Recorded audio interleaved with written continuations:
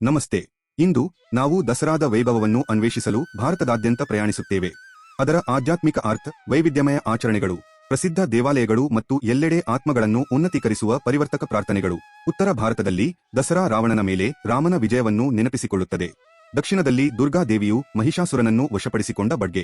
ಒಳ್ಳೆಯದು, ಸದ್ಗುಣ, ಆಂತರಿಕ ಶಕ್ತಿ ಅಂತಿಮವಾಗಿ ಕೆಟ್ಟದ್ದು ಮತ್ತು ಪ್ರತಿಕೂಲತೆಯನ್ನು ಜಯಿಸುತ್ತವೆ ಎಂದು ಅದು ನಮಗೆ ನೆನಪಿಸುತ್ತದೆ.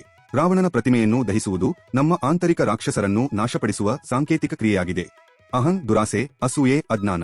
ನಮ್ಮಲ್ಲಿ ಪ್ರತಿಯೊಬ್ಬರಿಗೂ ಈ 10 ತಲೆಯ ರಾವಣರು ಇರುತ್ತಾರೆ. ದಸರಾ ನಮ್ಮ ಅತ್ಯುನ್ನತ ಆತ್ಮವನ್ನು ನವೀಕರಿಸಲು, ಜಾಗೃತಗೊಳಿಸಲು ಒಂದು ಆಹ್ವಾನವಾಗಿದೆ. ವೈವಿಧ್ಯತೆಯು ದಸರಾವನ್ನು ತುಂಬಾ ಸುಂದರವಾಗಿಸುತ್ತದೆ. ವಿವಿಧ ಪ್ರದೇಶಗಳು ಒಂದೇ ಆಧ್ಯಾತ್ಮಿಕ ಸತ್ಯಗಳನ್ನು ವಿವಿಧ ಸಂಪ್ರದಾಯಗಳಲ್ಲಿ ವ್ಯಕ್ತಪಡಿಸುತ್ತವೆ. ದಕ್ಷಿಣ ಭಾರತದಲ್ಲಿ ಮನೆಗಳು ಗೋಲುವನ್ನು ಅಲಂಕರಿಸುತ್ತವೆ, ದೇವರು ಮತ್ತು ಸಂತರ ಗೊಂಬೆಗಳನ್ನು ಪ್ರದರ್ಶಿಸುತ್ತವೆ. ಮೈಸೂರಿನಲ್ಲಿ ರಾಜ ಮೆರವಣಿಗೆ, ಜಂಬೂ ಸವಾರಿ ಪೌರಾಣಿಕವಾಗಿದೆ. ಆಯುಧ ಪೂಜೆಯಲ್ಲಿ ಉಪಕರಣಗಳು ಮತ್ತು ವಾಹನಗಳನ್ನು ಪೂಜಿಸಲಾಗುತ್ತದೆ. ಶಿಕ್ಷಣವು ವಿಜಯದಶಮಿಯಂದು ಪ್ರಾರಂಭವಾಗುತ್ತದೆ. ಮಕ್ಕಳನ್ನು ಕಲಿಕೆಗೆ ದೀಕ್ಷೆ ನೀಡಲಾಗುತ್ತದೆ. ಉತ್ತರ ಭಾರತದಲ್ಲಿ ನಾಟಕೀಯ ರಾಮಲೀಲಾ ಪ್ರದರ್ಶನಗಳು, ರಾವಣ, ಮೇಘನಾಥ್, ಕುಂಭಕರ್ಣನ ಪ್ರತಿಕೃತಿಗಳನ್ನು ದಹಿಸುವುದು, ಜಾತ್ರೆಗಳು, ಪಟಾಕಿಗಳು, ಸಮುದಾಯ ನಾಟಕೀಕರಣಗಳು ಸಾವಿರಾರು ಜನರನ್ನು ಸೆಳೆಯುತ್ತವೆ. ಪೂರ್ವ ಭಾರತದಲ್ಲಿ ಭವ್ಯವಾದ ದುರ್ಗಾ ಪೂಜಾ ಪೆಂಡಾಲ್ಗಳು, ವಿಸ್ತಾರವಾದ ಕಲಾತ್ಮಕತೆ, ಭಾವನಾತ್ಮಕ ವಿದಾಯ, ದೇವಿಯನ್ನು ನೀರಿನಲ್ಲಿ ಮುಳುಗಿಸುವುದು, ವಚನಗಳು, ನೃತ್ಯಗಳು ಮತ್ತು ಸಾಮೂಹಿಕ ಭಕ್ತಿ. ಛತ್ತೀಸ್ಗಢದ ಬಸ್ತಾರ್ ದಸರಾವನ್ನು ದೀರ್ಘಕಾಲದವರೆಗೆ 75 ದಿನಗಳು ಆಚರಿಸುತ್ತದೆ. ಬುಡಕಟ್ಟು ಆಚರಣೆಗಳು, ರಥದ ಮೆರವಣಿಗೆಗಳು, ಪ್ರಕೃತಿಯೊಂದಿಗೆ ಆಳವಾದ ಸಂಬಂಧ ಹೊಂದಿರುವ ಪೂಜೆಗಳು.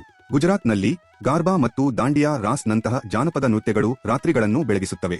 ಮಹಾರಾಷ್ಟ್ರದ ಸಂಪ್ರದಾಯಗಳಲ್ಲಿ ಶಾಮಿ ಮರಕ್ಕೆ ಪ್ರಾರ್ಥನೆ, ಸಿಹಿ ತಿಂಡಿಗಳನ್ನು ಹಂಚಿಕೊಳ್ಳುವುದು, ಆಶೀರ್ವಾದಗಳು ಸೇರಿವೆ. ನವರಾತ್ರಿಯನ್ನು ಎಲ್ಲಾ ಶಿವ ದೇವಾಲಯಗಳಲ್ಲಿ ವಿಶೇಷ ಪೂಜೆಗಳು ಮತ್ತು ಅಲಂಕಾರಗಳೊಂದಿಗೆ ಆಚರಿಸಲಾಗುತ್ತದೆ. ಕೆಲವು ಪ್ರಸಿದ್ಧ ದೇವಾಲಯಗಳಲ್ಲಿ ದಸರಾವನ್ನು ಕೇವಲ ಆಚರಿಸಲಾಗುವುದಿಲ್ಲ, ಇದು ಅವತಾರವಾಗಿದೆ. ಚಾಮುಂಡೇಶ್ವರಿ ದೇವಾಲಯ, ಮೈಸೂರು, ಕರ್ನಾಟಕ. ಜಾಂಬೂ ಸವಾರಿಯ ಸಮಯದಲ್ಲಿ ದೇವಿಯನ್ನು ಚಿನ್ನದ ಅಂಬಾರಿಯಲ್ಲಿ ಮೆರವಣಿಗೆ ಮಾಡಲಾಗುತ್ತದೆ, ಏಕೆಂದರೆ ದೀಪಗಳು ಮತ್ತು ಸಂಗೀತವು ನಗರವನ್ನು ಪರಿವರ್ತಿಸುತ್ತದೆ. ದಂತೇಶ್ವರಿ ದೇವಾಲಯ, ಬಸ್ತಾರ್, ಛತ್ತೀಸ್ಗಢ. ದಸರಾ ಅನೇಕ ದಿನಗಳ ಕಾಲ ಇರುವ ಶಕ್ತಿಪೀಠ, ಪ್ರಕೃತಿಯಲ್ಲಿ ಬೇರೂರಿರುವ ಬುಡಕಟ್ಟು ಆಚರಣೆಗಳು, ಮೆರವಣಿಗೆಗಳು, ಅರ್ಪಣೆಗಳು, ಪೂರ್ವಜರ ಬುದ್ಧಿವಂತಿಕೆ. ಕನಕ ದುರ್ಗಾ ದೇವಸ್ಥಾನ, ವಿಜಯವಾಡ. ದಕ್ಷಿಣೇಶ್ವರ್ ಕಾಳಿ ದೇವಸ್ಥಾನ, ಕೋಲ್ಕತ್ತಾ. ವೈಷ್ಣೋದೇವಿ ದೇವಾಲಯ, ಕಾಮಾಖ್ಯ ದೇವಾಲಯ. ಮೀನಾಕ್ಷಿ ಅಮ್ಮನ್ ದೇವಾಲಯ, ಅಂಬಾಜಿ ದೇವಾಲಯ. ಕಾಲಾರಾಮ ದೇವಾಲಯ ಮತ್ತು ಇತರರು. ಪ್ರತಿಯೊಂದೂ ತನ್ನದೇ ಆದ ದಂತಕತೆ, ಆಚರಣೆಗಳು, ಮಂತ್ರಗಳು ಮತ್ತು ಸಮುದಾಯವನ್ನು ಹೊಂದಿದೆ.